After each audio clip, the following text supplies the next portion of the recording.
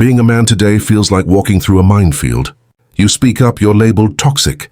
You stay quiet, you're called weak. You show emotions, they say you're soft. You don't, they say you're cold. This video isn't about hate or bitterness. It's about understanding the 6 real reasons men today are choosing to stay single, and how those reasons reveal something much deeper about masculinity, peace, and purpose. By the end, you'll see exactly why men are stepping back from relationships and how they're finding their power again. Stay till the end because every point connects to the next, and the last one will change how you see yourself as a man forever. Let's begin. 1. Men are walking away not bitter but awake. You've probably heard it before. Men are emotionally unavailable. No, they're not unavailable, they're aware. Once a man realizes he's been playing a game that was rigged against him, he stops playing. Men are walking away not because they've given up on women, but because they've given up on proving themselves in a world that's already decided they're the villain. They tried being the nice guy, they got walked on. They tried being the provider. They were told money isn't everything. They tried being vulnerable. They were laughed at. At some point, a man just says, "I'm done explaining myself to people who've already made up their minds about me." Most men don't walk away loud. They don't announce it. They just fade. They pull back from dating, stop chasing, stop entertaining nonsense. They choose stillness, and that stillness, that's power. Because solitude is not loneliness. It's a man's reset button. In that silence, he remembers who he is without the noise. He remembers that his worth isn't tied to being wanted. It's tied to being grounded. Men are not bitter. They're just finally awake. They see the pattern now. They see how the world praises women for self-care, but shames men for boundaries. They see how their peace has been traded for performance, and now they're reclaiming it. But here's where most men fail. They confuse walking away with giving up. There's a difference. Giving up is when you stop believing in love. Walking away is when you stop accepting less than love. And that's why this awakening isn't the end of connection. It's the beginning of discernment. 2. Society praises female empowerment while shaming male existence. Let's call it what it is. We've built a culture that celebrates one side and silences the other. If a woman sets boundaries, she's empowered. If a man sets boundaries, he's controlling. If she speaks her mind, she's strong. If he speaks his truth, he's mansplaining. If she cries, she's human. If he does, he's weak. We told men to open up, but when they did, people laughed. We told them to lead, but when they did, we accused them of dominance. We told them to protect, but when they did, we called it toxic masculinity. So now men have learned the hard way. It's safer to stay silent than to be misunderstood. But silence comes with a cost. That's why you're seeing record levels of depression, anxiety, and suicide among men, because men aren't emotionless. They're emotionally exiled. They've been trained to protect everyone but themselves, to fix everything but their own pain. And this is what's breaking men down quietly. You can't tell a man to be emotionally open in a world that doesn't give him emotional safety. He'll start building walls instead of bridges, but here's where the story changes, because men are starting to realize they don't need the world's permission to be men. They're redefining masculinity, not as dominance but as direction, not as suppression but as stability, not as control but as clarity. Real masculinity isn't a threat, it's the spine of civilization. Every strong home, every working system, every piece of order we live in exists because a man somewhere refused to collapse. So when the world shames you for being masculine, don't shrink.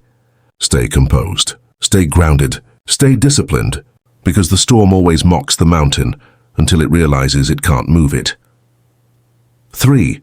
The dating market is rigged and good men are invisible. Modern dating, it's a circus out there. Dating apps have turned attraction into an algorithm. The top 10% of men get 90% of the attention, while the rest are invisible. Good men, loyal, grounded, emotionally mature, are swiped past like they don't exist. Because the game isn't about connection anymore. It's about attention. Most men are tired of performing for validation. They're tired of chasing women who are chasing dopamine. A man can build himself for years, his character, his vision, his peace. But in the eyes of modern dating, none of that matters if he doesn't fit an image. He's not tall enough, not rich enough, not mysterious enough. So they withdraw. They stop auditioning. They stop explaining. They stop fighting for a seat at a table that was never built for them. Instead, they build their own table. a table with peace, purpose, and discipline, and only the deserving are invited to sit. Because once a man experiences peace, he no longer craves chaos. He no longer romanticizes struggle. He no longer chases what drains him. Being single doesn't mean being lonely. It means they've stopped renting their energy to people who couldn't afford their loyalty. This isn't about dating. It's about men reclaiming control over what they give their time to. 4. Emotional expression still costs men everything. Everyone says men should open up more. But the moment you do, people look at you differently. You tell your truth and suddenly you're too emotional. You show pain and they call you unstable. You stay silent and they label you cold. No man is born emotionless. He just learned his emotions weren't safe. Since boyhood we were told, man up. Don't cry. Handle it, and we did. We handled heartbreak, pressure, fear, disappointment, quietly. But silence isn't strength when it's suffocating you. Most men today aren't emotionally unavailable. They're emotionally uninvited. They've been told to suppress what makes them human and only display what makes them useful. When men stop feeling, they stop healing. A man's emotions aren't a weakness, they're his compass. But society told him to shut it off, and now he's lost direction.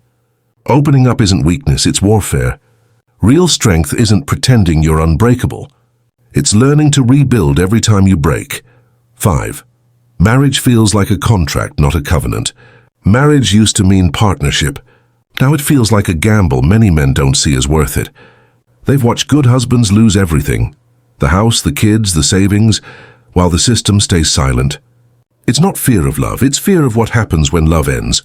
Men are choosing peace over paperwork, freedom over frustration. It's not that they hate marriage. They've outgrown the version that only benefits one side. True marriage isn't control, it's cooperation. Not happy wife, miserable man, but mutual peace, mutual effort, mutual respect. Until that balance returns, more men will keep walking away from the altar. Not out of fear of commitment, but commitment to peace. 6. The rise of the self-respected man. Men aren't disappearing, they're evolving. They're trading validation for solitude, noise for clarity, approval for self-respect.